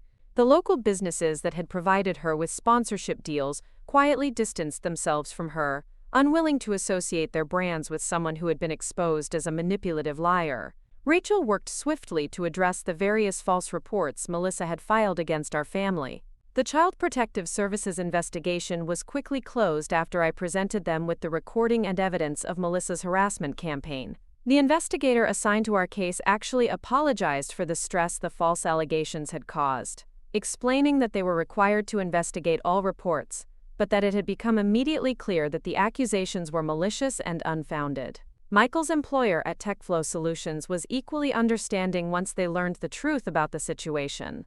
His supervisor called him personally to express support and to assure him that the false allegations would have no impact on his career prospects. The company's human resources department even offered to provide a letter of support if we decided to pursue legal action against Melissa for her defamatory campaign. Marcus Torres continued his investigation into Melissa's background and discovered even more disturbing patterns than we had initially realized. The boutique fitness studio owner, Jennifer Walsh, was just one of several women Melissa had targeted over the years with similar campaigns of social destruction. Marcus found evidence of at least 4 other instances where Melissa had orchestrated harassment campaigns against women she perceived as threats or competitors, using social media manipulation and false accusations to damage their reputations and social standing.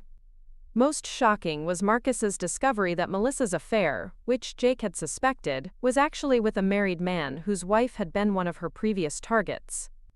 3 years earlier, Melissa had systematically destroyed the reputation of a woman named Catherine Mills, claiming that Catherine had been inappropriate with her husband, David Mills. The harassment campaign had been so effective that Catherine had moved to another state to escape the ongoing persecution. David Mills had divorced Catherine within months, and he had been secretly involved with Melissa ever since. The pattern was clear and horrifying. Melissa would identify married couples where she found the husband attractive or useful to her goals. She would launch a campaign to destroy the wife's reputation using false accusations of infidelity or inappropriate behavior. Once the marriage was damaged beyond repair, she would position herself as a supportive friend to the devastated husband, eventually transitioning into a romantic relationship while maintaining her public image as someone who helped people through difficult times. Jake was devastated when he learned the full scope of his wife's manipulations, but he was also relieved to finally understand the bizarre behavior he had been witnessing for months. The text messages where Melissa had tried to get him to admit to having feelings for other women were part of her strategy to gather evidence she could use to justify leaving him for David Mills. She had been planning to portray Jake as emotionally unfaithful, making herself the victim of yet another failed marriage caused by a cheating spouse.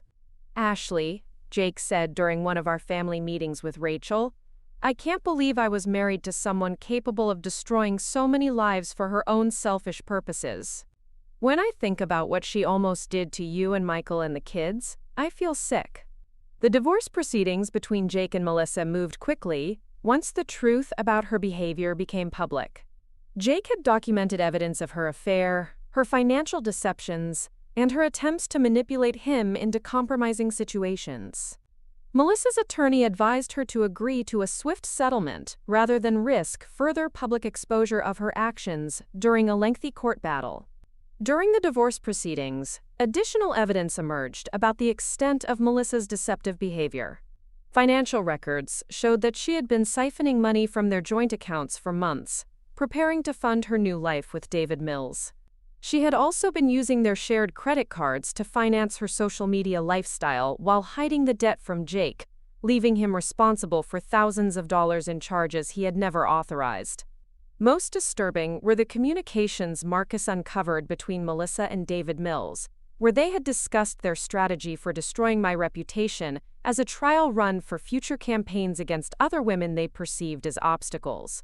The calculated nature of their planning was chilling, revealing that my family had been chosen as victims in what amounted to a practice exercise for a pattern of behavior they intended to continue. Rachel decided to pursue a comprehensive legal strategy that would not only clear my name definitively, but also establish legal precedents that might protect future victims of similar harassment campaigns. We filed defamation lawsuits against both Melissa and David Mills, seeking both monetary damages and formal retractions of all false statements they had made about me and my family. The legal proceedings moved more quickly than Rachel had initially expected, largely because the evidence against Melissa was so overwhelming that her attorneys had little choice but to recommend settlement negotiations. The recording of her encouraging me to pursue Jake was irrefutable proof that her accusations were fabricated, and the additional evidence of her surveillance and harassment campaign demonstrated clear malicious intent. During one particularly productive settlement meeting, Melissa's attorney presented a proposal that included formal written apologies to be posted on all her social media accounts, financial compensation for the damages her lies had caused to my reputation and family, and a binding agreement that she would cease all contact with members of our family and refrain from making any further statements about us in any forum. Mrs. Torres, Melissa's attorney, said during the negotiation session, "My client acknowledges that her behavior was inappropriate and caused significant distress to your family. She's prepared to make substantial financial restitution and to publicly retract all statements she made about you." I looked across the conference table at Melissa, who appeared to have aged years in the weeks since the community meeting. Her carefully maintained appearance had given way to a haggard look that suggested she was finally facing the consequences of her actions. For a moment I felt a flash of something that might have been pity, but then I remembered the fear in my children's eyes when strangers had started pointing and whispering about their family, and my resolve hardened. "The financial compensation is important," I replied, "but what matters most to me is ensuring that Melissa can never do this to another family. The settlement needs to include provisions that will make her accountable for any future harassment campaigns she might launch against other women." Rachel had prepared comprehensive terms that went beyond typical defamation settlements. In addition to the public apologies and financial restitution, Melissa would be required to undergo psychological counseling to address the underlying issues that drove her manipulative behavior. She would also be subject to ongoing monitoring of her social media activities, with severe financial penalties if she was found to be engaging in harassment or defamation of other individuals. The settlement was finalized 6 weeks after the community meeting, bringing legal closure to the nightmare that had consumed our lives for months. Melissa's public apologies were posted across all her social media platforms, reaching the thousands of people who had been exposed to her lies about me. The posts clearly stated that her accusations had been false, that I had never behaved inappropriately with Jake, and that her claims of evidence had been fabricated or manipulated. But the most meaningful aspect of the resolution was watching my family begin to heal from the trauma we had endured. Connor returned to school with his head held high. no longer worried about whispers and pointed fingers from other parents. Sophie, who had been too young to understand the specifics of what was happening, sensed the relief in our household and returned to her normal cheerful demeanor. Michael's career recovered quickly from the brief cloud that had hung over it during Melissa's campaign. His colleagues at TechFlow Solutions rallied around him with support and encouragement, and his supervisor made it clear that the false allegations had only strengthened their respect for how he had handled the crisis. The promotion he had received just before this nightmare began led to additional opportunities and recognition within the company. Jake struggled more with the emotional aftermath of discovering the true nature of the woman he had been married to. The realization that every aspect of their relationship had been based on manipulation and deception required extensive therapy to process. But gradually, with the support of our family and professional counseling, he began to rebuild his sense of self-worth and trust in his own judgment. Patricia Torres, Michael and Jake's mother, was initially devastated by the revelations about Melissa's behavior. She had genuinely cared for Melissa and had been completely deceived by her performance as the perfect daughter-in-law. But Patricia's innate wisdom and strong family loyalty helped her focus on healing rather than dwelling on the betrayal. "Mija," she told me during one of our Sunday dinners, using the affectionate Spanish term she had started calling me, "some people come into our lives to teach us lessons about trust and forgiveness. Melissa taught us that family bonds are stronger than lies, and that the truth will always find a way to emerge." The most unexpected outcome of the entire ordeal was how much stronger my marriage to Michael became through the process of fighting for our family's reputation and future. The crisis had tested every aspect of our relationship, forcing us to communicate more honestly and support each other through genuine fear and uncertainty. We had faced the possibility of losing everything we had built together, and surviving that threat had deepened our appreciation for what we had. My relationship with Jake also evolved in positive ways once the cloud of false accusations was finally lifted. We were able to interact naturally as family members again, without the artificial tension that Melissa's manipulations had created. Jake expressed gratitude for how I had fought to expose the truth, rather than simply trying to distance myself from the situation, and our mutual respect grew stronger through the shared experience of being targeted by someone we had both trusted. The broader community response was overwhelmingly supportive once the truth emerged. Many people who had initially been swayed by Melissa's convincing performance made personal apologies for their hasty judgments. Others shared their own stories of being manipulated by people who use social media and community connections to spread false narratives, helping us understand that our experience was part of a larger pattern of behavior that was becoming increasingly common in our connected world. Several months after the settlement was finalized, I received a phone call that brought the entire experience full circle. It was from Catherine Mills, the woman whose marriage Melissa had destroyed 3 years earlier as part of her strategy to steal David Mills. Catherine had learned about our case through the media coverage and wanted to thank me for exposing the truth about Melissa's behavior. "Ashley," Catherine said, her voice filled with emotion, "you'll never know what it means to me that someone finally stood up to her and proved what she's really capable of. I lost my marriage, my home, and my standing in my community because of her lies, and I never thought anyone would believe the truth about what she did." Catherine's call reminded me that our fight hadn't just been about protecting my own family. By exposing Melissa's pattern of manipulation and holding her accountable for her actions, we had potentially prevented future victims from suffering the same devastating experiences that Catherine had endured. Marcus Torres continued to investigate Melissa's activities even after our case was resolved, working with other women who had been targeted by similar campaigns. His work led to the formation of a support network for victims of social media harassment and defamation, providing resources and legal assistance for people who found themselves facing false accusations and reputational attacks. As the 1-year anniversary of Melissa's first threatening text message approached, I found myself reflecting on how profoundly the experience had changed my understanding of trust, family loyalty, and personal resilience. I had learned that people could be far more deceptive and manipulative than I had ever imagined, but I had also discovered reserves of strength and determination within myself that I hadn't known existed. The guest room in our house, which had once felt contaminated by Melissa's presence during family gatherings, was converted into a home office where I began working on a book about surviving false accusations and social media harassment. The project grew out of conversations with other women who had faced similar attacks, and it became a way to channel the pain of our experience into something that might help future victims. Michael and I made the decision to have another child, feeling that our family had emerged from the crisis stronger and more united than ever.